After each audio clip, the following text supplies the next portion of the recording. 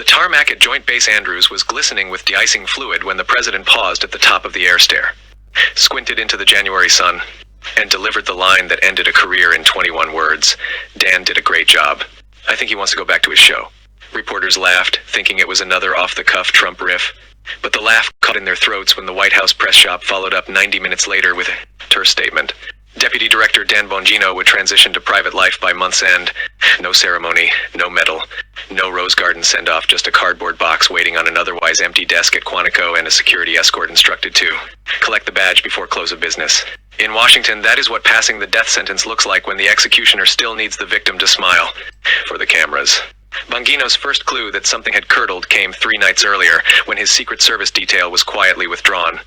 He noticed it only because the night shift driver, an agent who had been with him since the confirmation hearings, failed to leave the usual thermos of black coffee on the passenger seat. Small things, but small things are the canary in the coal mine of any administration. By morning, the thermos was still missing, and so was the driver. A junior staffer from personnel showed up instead, eyes front, radio on, answers short. The deputy director asked why the change, got a shrug, and felt the floor tilt. He spent the rest of the week trying to get time on the president's calendar and was told each day that the schedule was fluid. Fluid is West Wing argot for never. Inside the Hoover building, the temperature dropped just as fast. Staff who once snapped to attention when Bongino's 6'1" frame filled the doorway suddenly discovered urgent phone calls.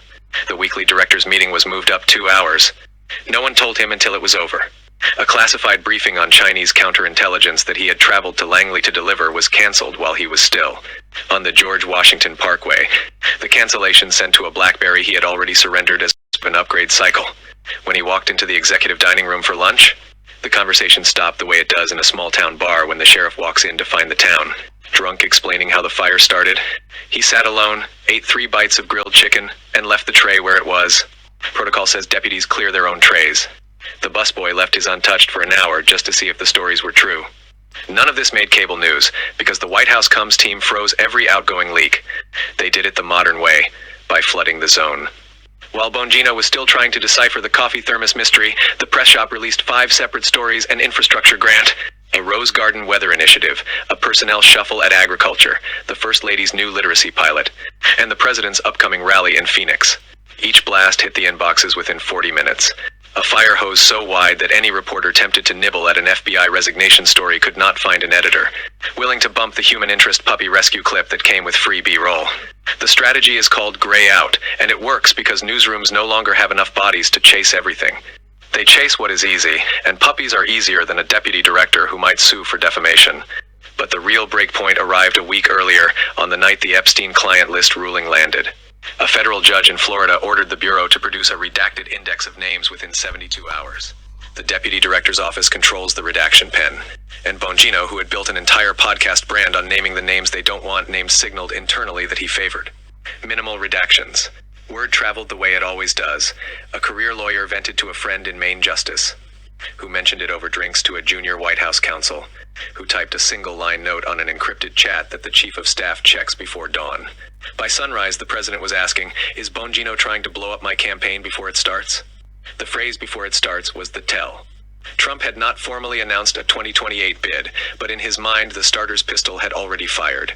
You cannot have the FBI's number 2 auditioning for folk hero status by leaking the social register of the global elite when half the register still writes checks to the RNC. That was the policy wedge, but personality lit the fuse. Bongino never learned the first rule of the second seat. You are the lightning rod, not the storm. He kept showing up on podcasts sometimes.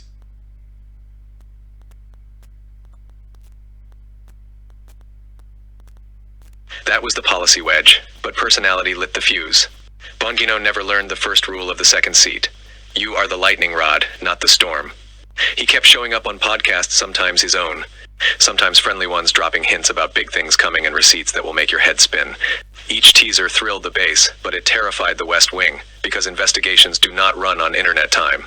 They run on grand jury time, and grand juries do not care about your promotional calendar. Every time he promised a bombshell that failed to detonate on schedule, the press corps rolled its eyes a little harder, and the president's patience thinned. Trump tolerates showboats as long as the boat is his. The moment the spotlight drifts, the showboat becomes a pirate ship, and pirate ships get sunk. There was also the matter of the secure laptop that went missing for 36 hours. Bongino insists it never left safe custody.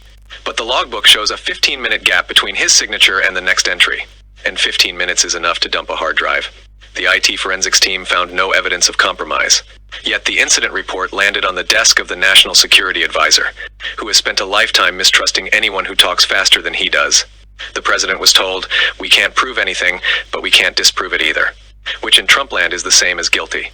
Once that phrase attaches to you, the only exit is the one you choose yourself before the story chooses for you. Money played a part as well. Bongino'S podcast empire had continued to churn cash while he drew a federal salary, a dual-track life that ethics lawyers warned could violate the Stock Act's conflict of interest provisions.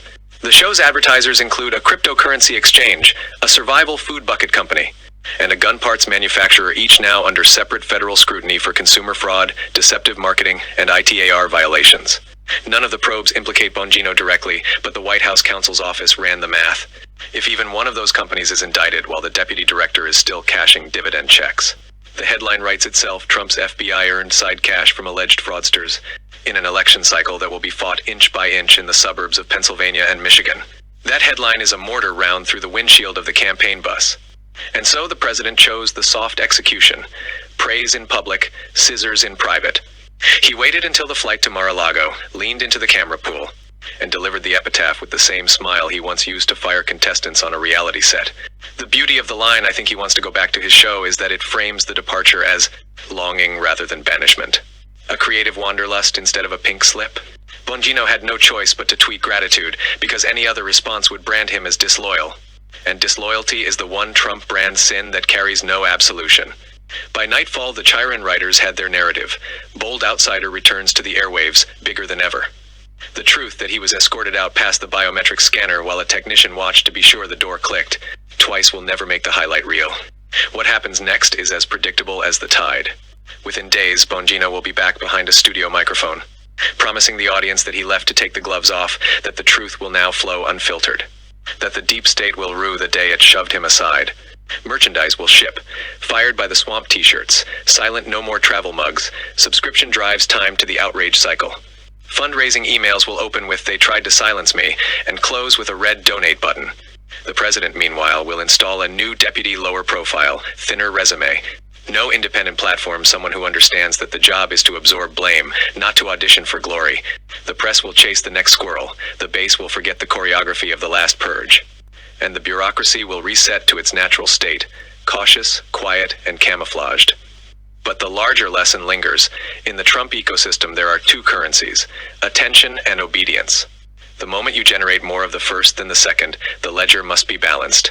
Dan Bongino spent a decade building an audience that cheered when he promised to gut the very institution he was later asked to protect. For a brief season, the White House believed it could harness that energy. The way engineers once tried to power streetlights with lightning.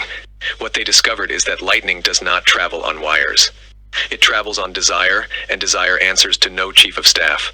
The bolt that lights the sky is the same bolt that splits the tree. And tonight the tree is a studio desk cleared of family photos, a government badge surrendered in a plain manila envelope, and a podcast countdown clock ticking toward the next segment where the host will speak freely. Because the only thing left to lose is the illusion that anyone in power was still listening.